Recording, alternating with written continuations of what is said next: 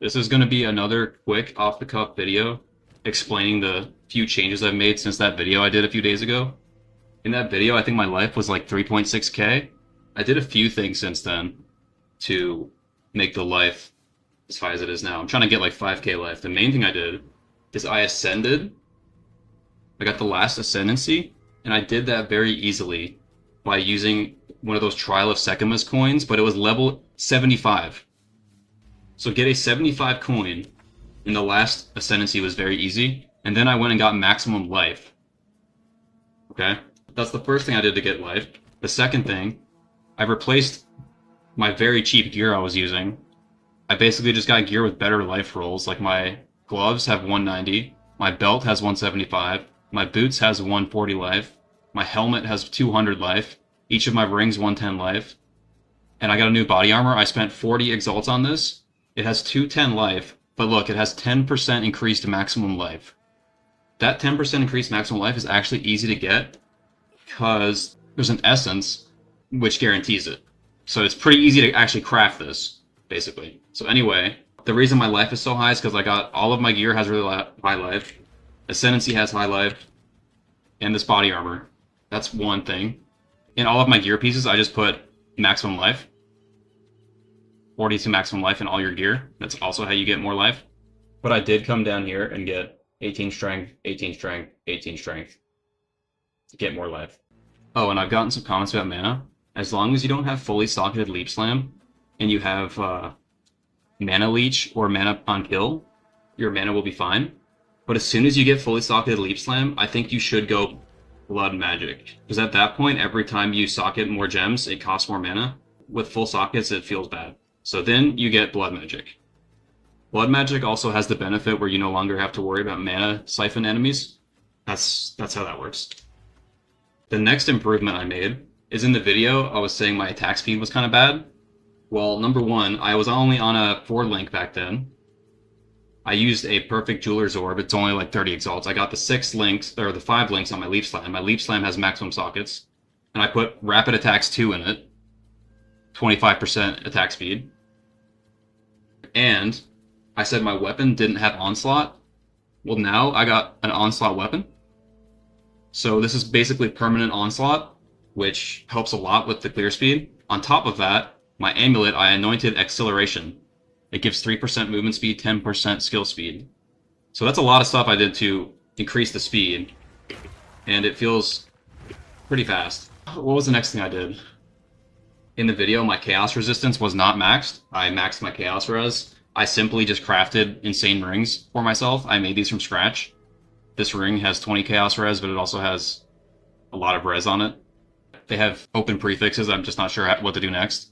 It's neither here nor there. This ring, though, look at this one. 15 Chaos on the implicit, 22 on the suffix, another 20 on the suffix as a lightning and Chaos Res. So that's 3 things I did since then. Oh, and for the Ascendency, you can actually get a weapon that has Aftershocks on it. I can theoretically get a different weapon that replaces one of these bad rolls with % chance to get Aftershock, and the way you do that... What the hell is it called? It has a weird name. Okay, this one, Omen of the Liege. You use that when you desecrate the axe.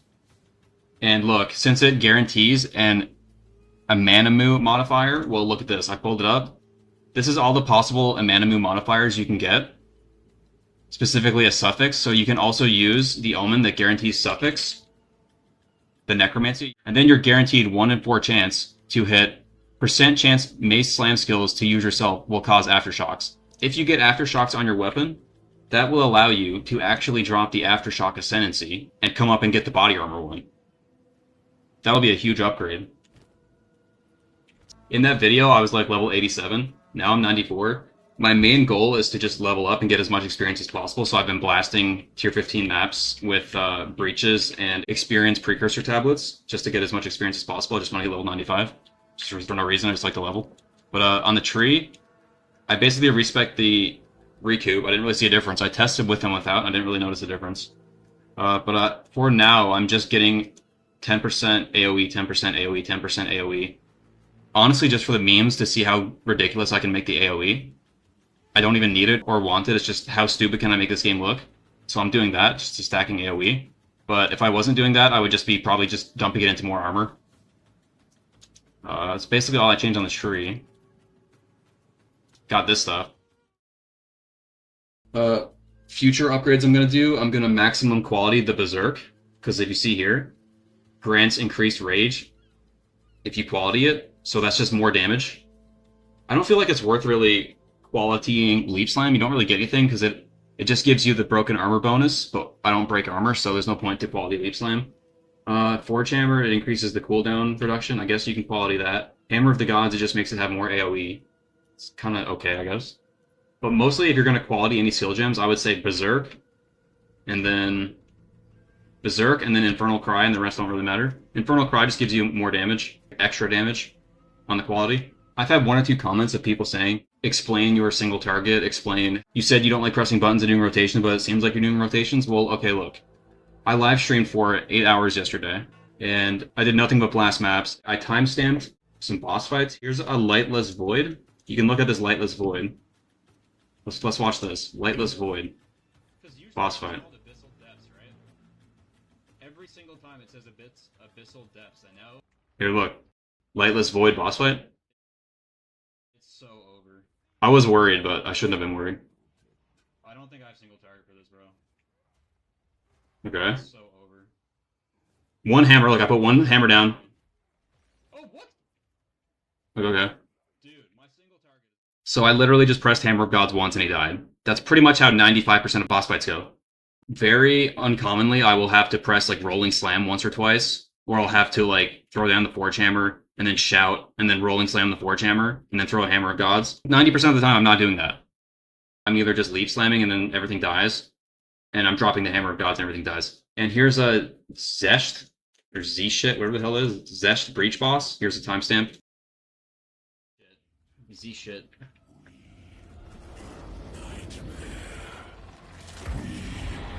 It's Z-shit. I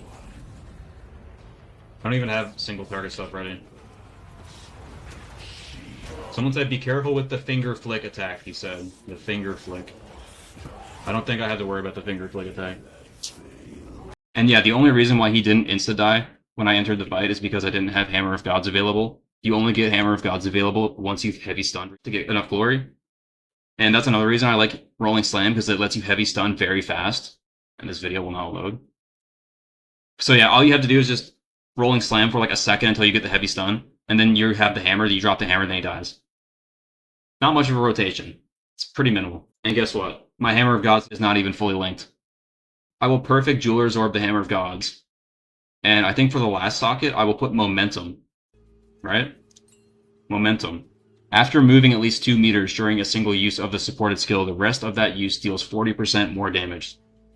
So basically what it means is you put the hammer down, and then it falls from the sky for like a few seconds, but all you have to do is like move like this much. You move that much after you drop the hammer, and then when it finally does fall, it'll do 40% more damage. You can tell it's going to work because there's like a green orb that goes over your character's head. That green orb is the momentum effect, so that's how you can tell it works. So I think for the last socket, I will put Momentum. That's pretty much it. I mean, there's 8 hours of mapping here if you want to see what like the general clear speed of mapping. I'll just skip to random parts in this video if you want to take a look real quick, if my computer can load the video.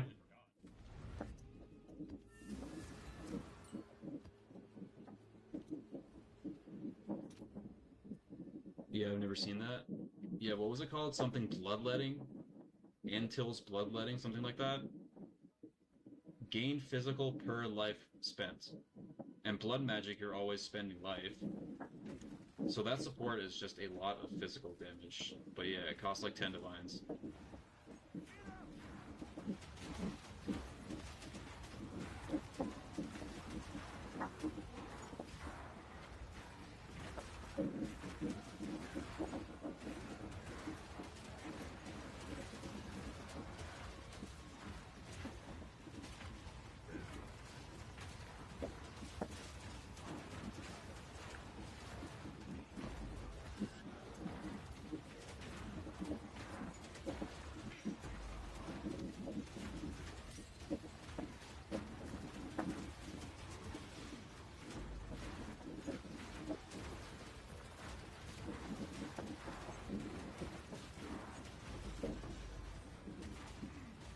Yeah, so there you go.